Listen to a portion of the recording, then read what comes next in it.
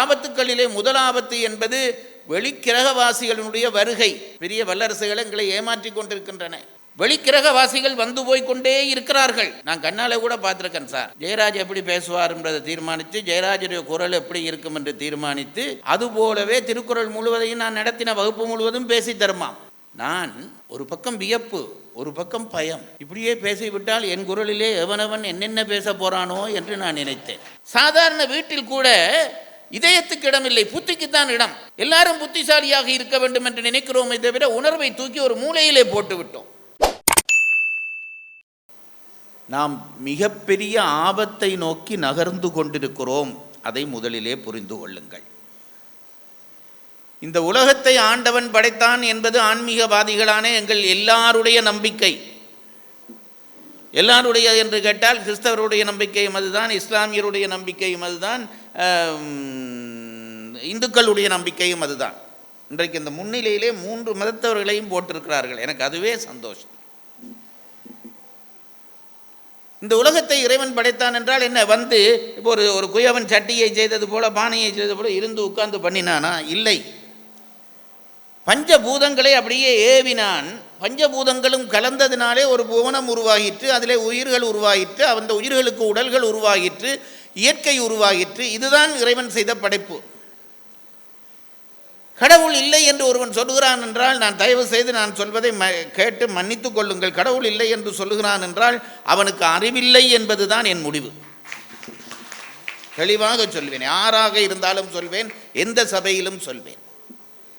ஏன் சொல்கிறேன் என்றால், கடவுள் இல்லை என்றால் ஒருவன் முட்டாள் என்று நான் ஏன் சொல்கிறேன் என்றால், சும்மா இருந்து இந்த இயற்கையை பார், உனக்கு இதுக்கு மேலே ஒரு சக்தி இருக்கிறது என்பது தானாக தெரிய வரும். இயற்கையை கவனித்து கொண்டே இரு. இது என்னென்று நடந்தது, எப்படி நடந்தது, ஆச்சரியம் தோன்றும். இந்த உலக உயிர்களினுடைய படைப்பு, அந்த உயிர்களுக்குள்ளே கடவுள் ஏற்றி வைத்திருக்கிற விஷயங்கள் நினைக்க நினைக்க நெஞ்சு அதிரச் செய்கிறது. இதை பார்த்து கூட இறைவன் ஒன்று ஒருவன் இருக்கிறான் என்று உணராவிட்டால் அவனை நான் என்ன சொல்ல? இந்த உயிர்கள் இந்த படைப்பை இறைவன் செய்துவிட்டு, அது அவன் செய்த விஷயத்தை எப்படி சொல்வதென்று தெரியவில்லை, ஒரு சூத்திரம் பண்ணி வைத்திருக்கிறான். எது எங்கே தொட்டால் எங்கே நடக்கும் என்று நமக்கு தெரியாது. அது இறைவன் படைத்த படைப்பினுடைய ரகசியம். கிட்டடியிலே படித்தேன், அண்மையிலே படித்தேன்.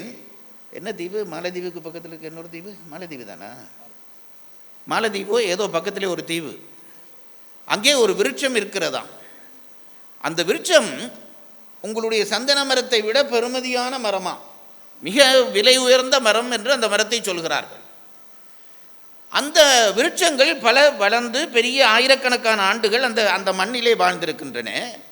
அந்த அரசாங்கத்தாருக்கு ஒரு கவலை ஏற்பட்டது. என்னவென்றால், இருந்த விருட்சம் அப்படியே இருக்கிறதே தவிர புதிய விருட்சங்கள் எதுவும் அங்கே உருவாகவில்லையாம். இவர்களும் என்னென்னவோ பண்ணி பார்த்தார்களாம். இந்த விவசாய அறிஞர் உள்ளவர்களெல்லாம் கூப்பிட்டு இந்த விருட்சத்தினுடைய விருத்தி எப்படி பண்ணுவது, அது புது மரக்கன்று ஒன்றும் உருவாகுவதில்லையா. ஏன் உருவாவதில்லை, எதை போட்டால் உருவாவதில்லை? விதை இருந்தது, விதையை போட்டு பார்த்தார்கள், உருவாகவில்லை. கடைசியிலே அந்த உண்மையை கண்டுபிடித்தார்களாம் அந்த அறிஞர்கள். என்ன செய்தது என்றால், அந்த ஊரிலே ஒரு அபூர்வமான பறவை இருந்ததாம். அந்த தீவிலே ஒரு அபூர்வமான பறவை இருந்ததாம். இந்த வேட்டையாடுகிறவர்கள் என்ன செய்தார்கள் என்றால், அந்த பறவைகளையும் கொன்று அந்த பறவையினுடைய இனமே இல்லாமல் அழித்து விட்டார்கள்.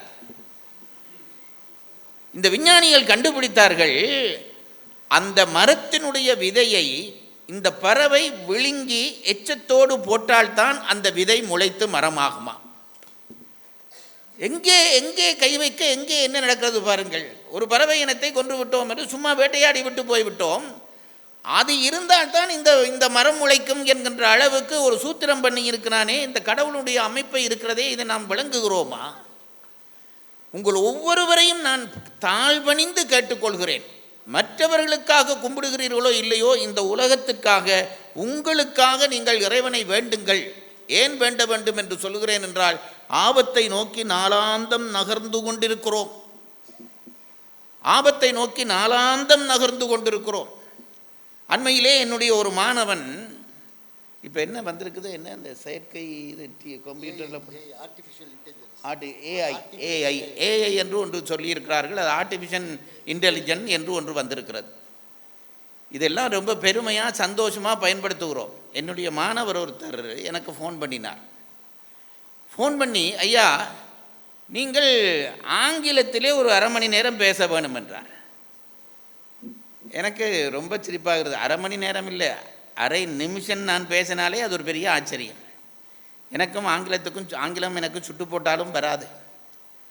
நான் சொன்னேன், அந்த வேலையை என்னாலே முடியாதப்பா. ஏன் கேட்கிறாய்? உங்கள் திருக்குறள் வகுப்பை தமிழில் படித்தவர்கள் தான் கேட்டுக்கொண்டிருக்கிறார்கள், ஆங்கிலம் படித்தவர்கள் கேட்க வேண்டும் என்றால் இப்போ உலகத்திலே அவர்களுக்கு தான் ஆர்வம் அதிகமாக இருக்கிறது, அதை நீங்கள் ஆங்கிலத்திலே சொல்ல வேண்டும். நான் சொன்னேன், அதெல்லாம் நடக்காதப்பா, விட்டுடு என்றேன். அவர் சொன்னார், நீங்கள் ஒன்றும் திருக்குறள் வகுப்பு முழுவதும் சொல்ல வேண்டாம், சும்மா அரை மணித்தியாலும் ஒரு பந்தி நான் தருகிறேன் ஆங்கிலத்திலே, அதை பார்த்தும் படியுங்கள்.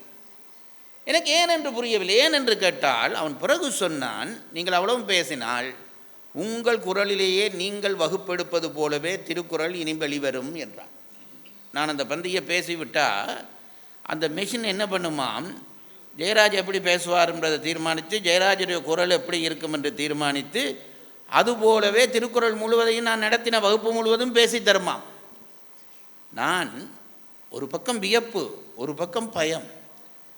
இப்படியே பேசிவிட்டால் என் குரலிலே எவனவன் என்னென்ன பேச போகிறானோ என்று நான் நினைத்தேன். பேச முடியுமல்லவா?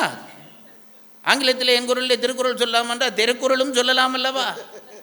இப்போ ஜெயராஜ் இதெல்லாமா பேசுகிறார் என்று கேட்பார்கள். இது ஒரு ஒரு ஒரு உதாரணம். இப்படி எத்தனை நடக்கப் போகிறது இந்த உலகத்திலே தெரியுமா? சில நாட்களுக்கு முன்பு உலகத்தினுடைய இப்போது இந்த நூற்றாண்டினுடைய பெரும் விஞ்ஞானி என்றவன் இறந்து போனான். இந்த கையெல்லாம் குடங்கி ஒரு சக்கர நாற்காலிலேயே வாழ்ந்தார். ஸ்டீஃபன் என்று ஒரு பெரும் விஞ்ஞானி. அவரை சொல்லுகிறார்கள் இந்த நூற்றாண்டினுடைய ஐன்ஸ்டீன் என்று சொல்லுகிறார்கள். அந்த விஞ்ஞானி சாகுற பொழுது சொல்லிவிட்டு செத்திருக்கிறான், 3 ஆபத்துக்கள் வரப்போகிறது இந்த உலகத்திற்கு, பெரும் ஆபத்துக்கள். இந்த நூற்றாண்டிலே கூட அது வந்துவிடலாம். அந்த ஆபத்துக்களிலே முதல் ஆபத்து என்பது வெளிக்கிரகவாசிகளினுடைய வருகை. இதெல்லாம் நாங்கள் இப்போவும் விளையாட்டாக தான் நினைக்கிறோம். பெரிய வல்லரசுகள் எங்களை ஏமாற்றி கொண்டிருக்கின்றன. வெளிக்கிரகவாசிகள் வந்து போய் கொண்டே இருக்கிறார்கள். நான் கண்ணால் கூட பார்த்துருக்கேன் சார். அதை விடுவோம். வெளிக்கிரகவாசிகளுடைய வருகையினாலே இந்த உலகம் பேரழிவை சந்திக்கப் போகிறது என்றார். அடுத்தது அவர் சொன்னது, இந்த செயற்கை அறிவினாலே இந்த உலகம் பேரழிவை சந்திக்கப் போகிறது என்று சொல்லிவிட்டு போயிருக்கிறார். இயற்கையோடு விளையாடத் தொடங்கிவிட்டோம். இயற்கையோடு விளையாடத் தொடங்கிவிட்டோம். நான் நினைத்தபடி காற்றை பயன்படுத்துவேன், நான் நினைத்தபடி அக்கினியை பயன்படுத்துவேன், நான் நினைத்தபடி கடலை பயன்படுத்துவேன். பைத்தியக்காரா, அது நினைத்தால் உன் நிலைமை என்னாகும் தெரியுமா?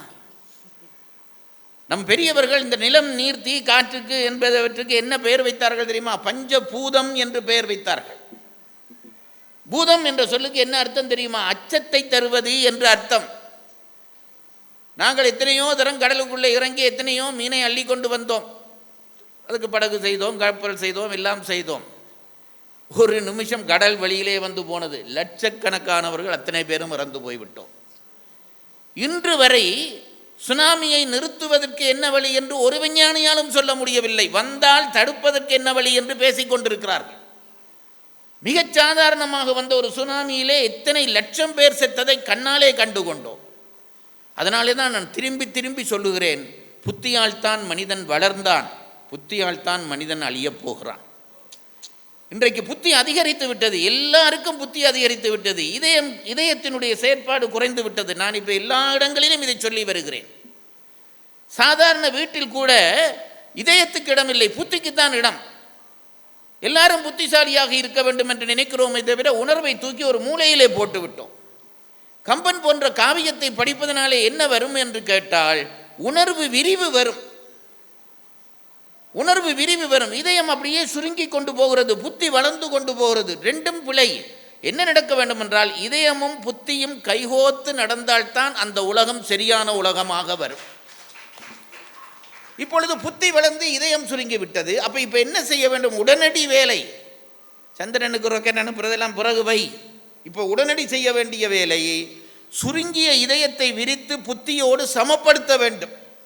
புத்தியோடு சமப்படுத்த வேண்டும். அதற்கு என்ன வழி என்று கேட்டால், இலக்கியத்தை தவிர வேறு ஒரு வழியும் இல்லை.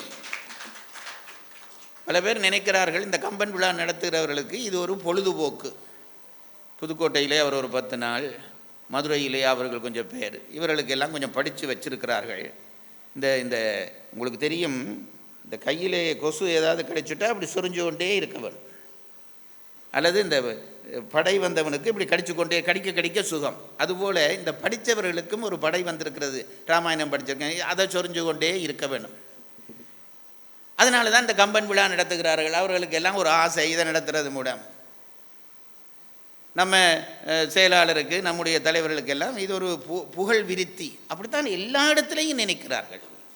நான் உங்களை கையெடுத்து கும்பிட்டு சொல்கிறேன், இன்றைக்கு இந்த இடத்திலே நடக்கிற கம்பன் விழா என்பது நமக்கானதல்ல, இந்த ராமேஸ்வரத்துக்கானதல்ல, இந்தியாவுக்கானதல்ல, உலகத்துக்கானது என்பதை மறந்து போகாதீர்கள். இங்கே ஏற்படக்கூடிய இந்த நல்ல அலைகள் உலகத்தை காக்கப் போகின்றன, அதில் எந்த சந்தேகமும் இல்லை. எப்படி கம்பன் விருத்தி செய்வான் என்று நீங்கள் கேட்பீர்கள். வருவானா, விருத்தி செய்வானா என்றால் அது ஒரு சூத்திரம் பண்ணி வைத்து விட்டு போயிருக்கான். அதுதான் கம்பராமாயணம். படிக்க படிக்க படிக்க நம் இதயம் பிரியும். இன்றைக்கு இதயம் பிரிவதற்கு நமக்கு என்ன கருவி இருக்கிறது? எல்லார் கையிலையும் ஒரு தொலைபேசி, தட்டுகிறான், ஆளையாளோடு பேசுகிறான். இல்லை, நான் நினைப்பதுண்டு, மொழி பிறந்த காலத்திலே, ஆரம்ப காலத்திலே வாய்ப்பேச்சு குறைந்திருந்தது. அப்போ ஒரு மொழி உருவாகவில்லை. சும்மா சைகையினாலும் அதனாலும் இதனாலும் தான் பேசிக் கொண்டிருந்தார்கள். பிறகு வளர்ந்து வளர்ந்து வளர்ந்து மொழி வளர்ந்து விட்டது. இன்றைக்கு உயர்ந்து திருப்பி தேய தொடங்கி இருக்கிறது. இப்போ எல்லாரும் சைகை, ஏதாவது கேள்வி கேட்டால் வாயால் பதில் சொல்கிறான், இதில் தட்டி விடுறான். அம்மா சாப்பாடு தயாரா, அம்மா குசனிலிருந்து தயார். நீ குடும்பம் நடத்துகிறாயா அல்லது ஏதாவது பரிசோதனை சாலை நடத்துகிறாயா என்று நான் நினைப்பேன். இதயத்தை விரியச் செய்கிற ஒன்றே வழி. கம்பன் அப்படித்தான் விரியச் செய்தான். ஒரு சின்ன காட்சியை எடுத்தாலும் அவன் பண்ணுகிற அலையிலே அடடடடா இப்படியெல்லாம் பண்ணலாமா என்று நாம் நினைப்போம். ஒரே ஒன்றை சொல்லிவிட்டு தொடங்குகிறேன். கொஞ்சம் நீளமாகத்தான் பேசிவிட்டேன். தீர்ப்புரையை மிகச் சுருக்கமாக சொல்லிவிடுகிறேன். ஒரே ஒரு பாடல் சொல்லுகிறேன். கம்பன் கையிலே, இல்லாட்டி அதை கடைசியிலே சொல்லலாம், நீங்கள் பேசுங்கள். இந்த நினைப்பை மறந்து விடாதீர்கள். கம்பன் விழாக்கள் என்பது நம் உணர்வை பெருக்கி இந்த உலகை காக்கிற ஒரு பெரிய நல்ல காரியம். அதிலே எல்லாரும் ஈடுபடுங்கள். கம்பனை தொட்டவர்கள் யாரும் தாழ்ந்ததில்லை. நான் 45 வருடங்களாக கம்பனோடு பயணித்து கொண்டிருக்கிறேன். எத்தனையோ பெரியவர்களை சந்தித்து விட்டேன். எல்லாரும் கம்பன் கழகம் என்று வந்த எல்லாரும் நன்றாகத்தான் இருந்திருக்கிறார்கள். ஒருத்தரும் தாழ்ந்ததில்லை. நம்முடைய முரளி, கோபால் எல்லாருக்கும் நான் சொல்வது, கம்பன் கழகத்தை தொட்டவனை கம்பன் தாழ விடமாட்டான். நாடிய பொருள் கைகூடும், நாணமும் போலும் உண்டாம், விடியல் வலியதாக்கும், வேரியங்கமலை நோக்கும், நீடிய அரக்கர் சேனை நீறுபட்டு அழிய வாகை சூடிய சிலைராமன் தோல்வழி கூறுவோர்க்கே என்று சும்மா சொல்லவில்லை. எல்லாம் வந்து நீங்கள் தேடாமலே சேரும். என்ன சான்று என்று கேட்பீர்கள். நான் தான் சான்று. ஒன்றும் இல்லாமல் இருந்த ஒரு இளைஞன், எங்கோ யாழ்ப்பாணத்தினுடைய ஒரு மூலையிலே இருந்த இளைஞன், செவி வழியாக என் குருநாதர் புகுந்து ராமாயணத்தை சொல்ல கேட்டு ஏற்பட்ட மயக்கத்தினாலே இன்றைக்கு நாடு கடந்து வந்து என்னை எல்லாரும் நல்லபடி மதிக்கிறார்கள். அது என் புலமைக்கான மதிப்பென்று நான் ஒரு நாளும் நினைப்பதில்லை. எல்லா இடத்துக்கு போனாலும் என் மேல் அன்பை கொட்டுகிறார்கள். இந்த அம்மா படித்த படிப்பிலே 100ல் 1 பங்கு நான் படித்ததில்லை. நான் பெருமை இல்லை, உண்மையிலே சொல்லுகிறேன். இந்த பேச்சாளருடைய ஆற்றலோடு என் பேச்சினுடைய ஆற்றலை ஒப்பிட்டால் அது ஒன்றும் பெருசு இல்லை. ஆனால் எனக்கு இவர்களை விட என்னை மதிக்கிறார்கள் என்றால் அதற்கு என்ன காரணம் என்றால் கம்பனை தொட்டது தான் காரணம். கம்பனை தொட்ட எவரும் தாழமாட்டார்கள் என்ற ஒரு செய்தியை மட்டும் சொல்லிவிட்டு இப்பொழுது பட்டிமண்டபத்தை தொடங்குகிறேன்.